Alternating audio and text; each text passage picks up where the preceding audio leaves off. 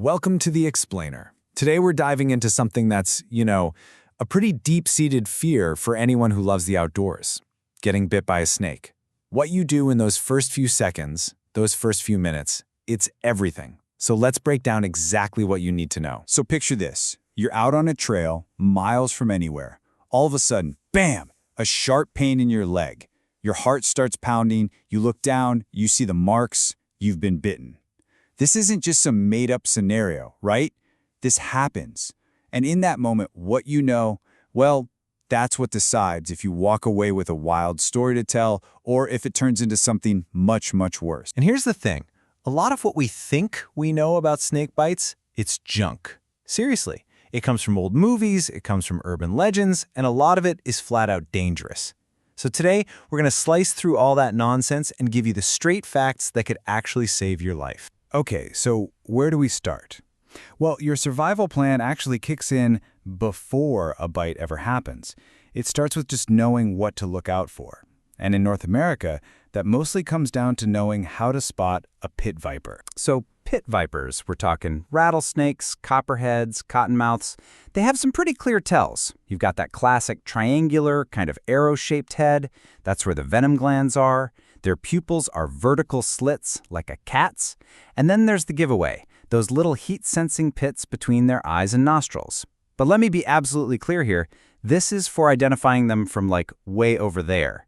You never, ever get close to a snake to try and check its pupils. That's a terrible idea. Then, of course, there's the rhyme everybody's heard, right? It's supposed to help you identify the coral snake, which is super venomous and has those red, yellow, and black bands. You know the one, but, and this is a huge but, there's a catch. And this is so, so important. That rhyme, it only works for coral snakes native to North America. That's it. You go somewhere else in the world, and there are other snakes that look almost identical, and if you trust that rhyme, you could be making a fatal mistake. So you have to think of it as a very specific regional tool, not some universal law of nature. All right, so let's say the worst happens, a bite. From that moment on, a clock starts ticking. Loudly. See, snake venom isn't just one simple poison. It's this incredibly complex cocktail of toxins, and it starts wreaking havoc the second it gets into you. If you understand what it's doing inside your body, you'll understand why every second counts. Generally speaking, you can break snake venoms down into two main types. First, you've got hemotoxic venom. That's the stuff from vipers, and it's basically a demolition crew for your blood cells and tissues. It causes bleeding and swelling. Just a wrecking ball. Then you've got neurotoxic venom.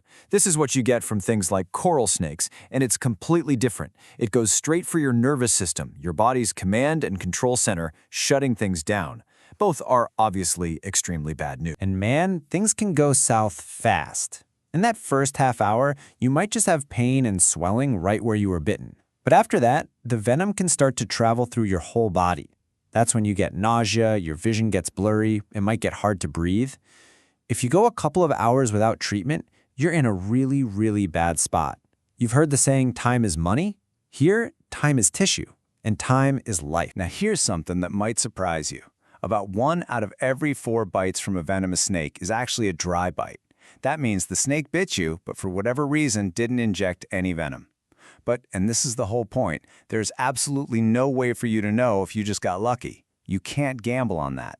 You have to treat every single bite like it's a full-blown venomous emergency. I love this quote from a hiker who got bit. It just says everything you need to know about the mindset you should have.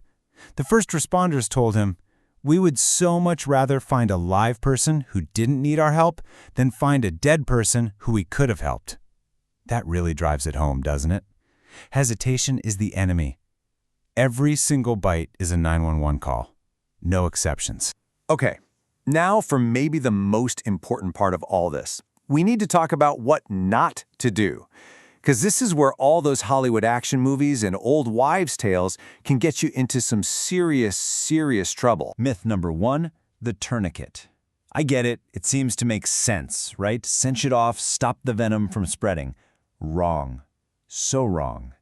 In reality, what you're doing is concentrating all that venom in one spot. Especially with that tissue-destroying hemotoxic stuff, you're basically guaranteeing severe damage to that limb, and you're jacking up the chances it'll need to be amputated. Just don't do it. No tourniquets. And the other big one, the classic movie scene. Cutting the wound and sucking out the venom. No, just no. Studies have shown this is totally useless. You can't suck out a meaningful amount of venom. All you're doing is, 1, damaging the tissue even more with a knife, and 2, introducing all the lovely bacteria from your mouth right into the wound. You're just asking for a nasty infection on top of everything else. And the don't list keeps going. Don't put ice on it. That can make the local tissue damage even worse. Don't drink alcohol or have a coffee. Anything that speeds up your heart rate just spreads the venom faster. Don't take aspirin or ibuprofen. They can mess with your blood's ability to clot. And you know those little venom extractor pump kits you can buy? Yeah, science says they're basically useless and can actually do more harm than good. So, toss them. Okay, so we've been through a whole lot of don'ts. Let's flip this around and get to the do's. This is it. This is the simple, medically backed checklist for what you should do. This is your actual survival guide. The whole game plan here is simple. Slow the venom down and get help on the way. That's it. So here are the 5 steps. Number 1, get away from the snake. You don't want a second bite. Number 2, stay calm and stay still. The more you freak out and move, the faster your heart pumps that venom around. Lie down or sit down. Number 3, call for help. This is priority 1. Call 911, hit your SOS button, whatever it takes, do it immediately. 4, keep the bite area in a neutral, comfy position at or just above your heart. And 5, get any rings, watches, tight clothes off before the swelling starts. Then, if you can, gently clean the wound with a little soap and water. That's the list. That's what you do. Okay, here's a little pro tip that can be a massive help to the paramedics and doctors. If you have a pen or a marker, circle the bite itself. Then trace the outer edge of the swelling and just jot down the time right next to it. Every half hour or so, do it again. This gives the medical team a super clear visual map of how fast the venom is spreading. It's a huge piece of information for them. So, everything we've talked about so far, all these first aid steps, they're all designed to do one thing and one thing only. Buy you time. Time to get to the hospital, time to get the one thing that can actually cure a venomous snakebite. So let's talk about that medical miracle. Let's be crystal clear about this. Antivenom is the only thing that works. It's not a painkiller, it's not a magic potion, it's an amazing piece of science. It's basically a dose of special antibodies, usually grown in animals like horses or sheep, that are specifically designed to find the venom molecules in your blood, grab onto them, and neutralize them. It's the only definitive cure, period. And it's been saving lives for more than a century. But it's not like getting a flu shot, you know? It's not one and done. This quote from a hiker who went through it really explains it well. It's a constant balancing act. The doctors are taking your blood, seeing how much venom is in there, giving you some anti-venom, and then checking again, over and over. It's this ongoing battle that can take hours or even days, with them carefully adjusting the dose to make sure they win. Now, because antivenom comes from animal sources, some people can have a reaction to it. The most common one is something called serum sickness, which is basically a delayed reaction where you feel like you have the flu. Really serious reactions are rare, but this is exactly why you can't just jab yourself with an anti-venom pen in the woods.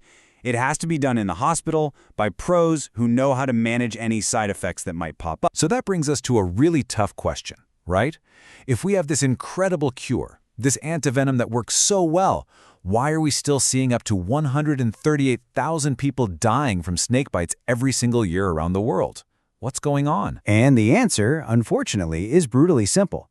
It comes down to access and cost.